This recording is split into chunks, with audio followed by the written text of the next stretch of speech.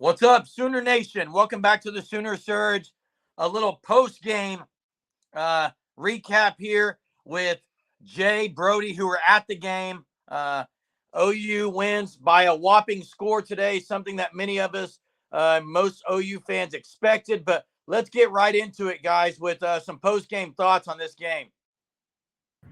Yeah, I mean, the first thing that stands out, 66 points, great performance from the offense, specifically the wide receivers. 3 wide receivers with over 100 yards with Nick Anderson, Jalil Farouk, and Andrew Anthony. And then Nick Anderson, man, he played a great game. 3 touchdowns, and I think he had 120 yards on 3 receptions. So that, to me, was the biggest takeaway was Nick Anderson is here. Well, and they made plays on some of the balls were great throws by DG, but they still had to make the play and go up and get it. Farouk, I think, of a couple times.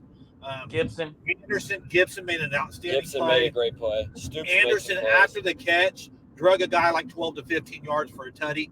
I mean, just unbelievable performance by the receivers. I do think one thing that's got to be better, the running game has got to get going. Yeah. We'll talk about that. I was just going to add on to what you're saying. And one of the things, right from the get-go, first play of the game, they draw it up to go deep.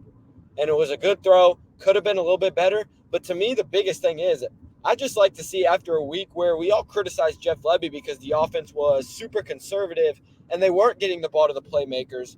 Jeff Lebby goes out there and he calls a deep ball in the first play, and they're getting the ball to Anthony. They got Farouk the ball finally, and look what happens. They get Anderson involved. So to me, that was a big thing. But yes, the running game, it wasn't good. Yeah, I mean, Jalil Farouk, guys, first Sooner in a long time to get over 100 receiving yards and 100 return yards. That's impressive. He solidified himself today as the wide receiver 1, but the amount of improvement under Emmett Jones is night and day in the receiver room.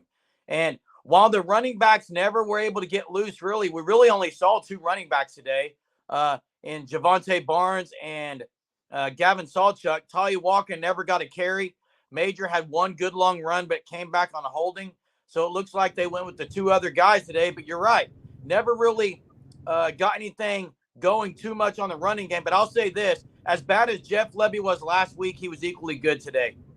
He was very good today, almost to the point he was throwing the kitchen sink out there. And I got to say something. The use of Jackson Arnold, yeah. I hate the way they're using him. I hate it. When they brought him in down there at the goal line, Dylan Gabriel, they were dominating. Just run the normal offense and go score. And to me, I've been high on Tolly Walker on here, but I don't think he should by any means be the number 1 back. But when you're in that situation, that's when you bring in Tolly Walker, or Javonte Barnes is perfectly capable. Marcus Major, that play, I know what you're talking about, before the half when they were in the goal line. That is the one complaint from Jeff Lebby that I have is the way he called that. And then they used him in the second half as a receiver and did a couple things. I like that. I don't get why you're showing that when you're up by 40. Well, here's the deal. Here's what I'm saying. Because they're going to run other stuff off of it, Brody. What I'm saying is this. The package they're using Arnold for right now with the running game and all that, that's doing nothing really to help him for the future. I agree. He needs to, when he gets in there, just run the offense. If you're not going to, I would just soon wait and bring him in until they're up and let him run the offense. He threw a dime to Nick Anderson. And you talked about Nick Anderson dragging a guy. The other tutty, one of his other tutties, he stiff-armed a guy to the ground and took it to the house. So we are seeing development from these receivers. It's pretty incredible. Some other things, guys, post-game thoughts. The defense, a few times, they bid on some things. Overall, really a pretty good performance, I think, from the defense. They're definitely light years ahead of last year, guys. Yeah, they're better. They had some breakdowns, specifically, I think Pearson a couple times, maybe Bowman or Vickers one time. But 5 turnovers, 5 interceptions. When was the last time they had 5 interceptions? It was unreal. Great to see Stutzman get the touchdown, but also Ford almost had one. Also love to see Gentry came back home to the 918, gets a pick. Kendall Dolby had a nice one, and then who was the other one? Key Lawrence. But Peyton Bowen had 2 that he could have picked. He had 2 pass breakups. But hey, to me, guys, we're talking about the defense. One of the guys that also stood out to me a lot, Grayson Holton. I like what he brings to the table. He's got the explosiveness. Stripling, also, too. Stripling, and good to Stripling see today. PJ sack. PJ had the sack. Stripling played really well. And Yes. Stutzman again, guys, pick 6, 9 tackles, lit somebody up. Also had the biggest acting job I've ever seen on that one. Yeah, that they were trying to draw a unsportsmanlike conduct. He flopped. But hey, the defense overall, good performance, not great. I'm sure Venables right now is licking his chops at some things they can discuss. But I'll give this credit. TU's quarterback Cardell Williams is really good. He's a good player. Yeah, he's solid. And Oklahoma's defensive performance, got to be feeling pretty decent about it. I mean, considering who they were missing, they were without Deshaun McCullough, Justin Harrington, R. Mason Thomas, and Josiah Wagner. I'm pretty sure all 4 of those guys were guys that we considered potential starters on this defense heading into the season. So if they can get healthy, I mean, Harrington was out there in the brace. Deshaun McCullough suited up. Seems like he could have played, but they just wanted to hold him out. It was smart. But I mean, the depth thing, that just speaks to the depth. Their first played two a bunch of guys. Then you got Peyton Bowen comes in, and I think he played solid. Yeah, I mean, you had some mistakes, but that happens when you're a true freshman. You definitely saw.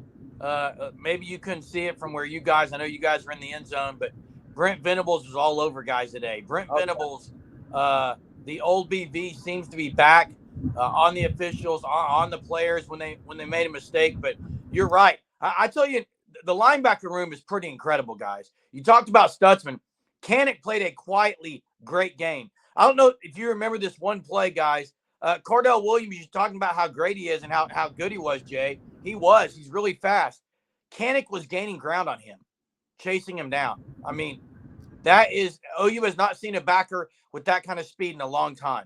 Yeah, and I think Canick's play also just gets sometimes overshadowed just because how good Danny Stutzman is. But Canick has been very solid this year, and the backer room is just so good because there's no drop-off when they bring in Kip Lewis. And they played him at Cheetah today, but he looks good. Kobe McKenzie does. But that play in particular, I know which one you're talking about. That was a great play by Canick. And PJ had a couple of really good plays.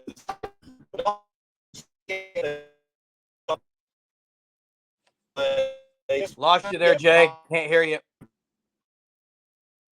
Can't hear you there, guys. Yeah, PJ, I know you were talking about PJ Adebari.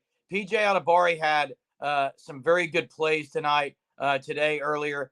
Trace Ford was good. Bothroyd never got loose too much on the quarterback, but had a pretty solid game altogether. Really, this Sooner squad across the board, it's going to get much more difficult next week, guys, because Cincinnati with Emory Jones, they should be 3-0. They're scoring pretty early and often against Miami of Ohio today. So there's going to be a test next week, a true road test. The crowd was good today. A lot of good things. DG again, 28 of 31. And we want you guys to drop your questions, comments in the chat for us about what you thought of this game today for Sooner Nation. What stood out to you? What was your big takeaway? We'll be putting some more content out tonight with some key takeaways, a breakdown of the offense, and a breakdown of the defense. So until next time, guys, Boomer.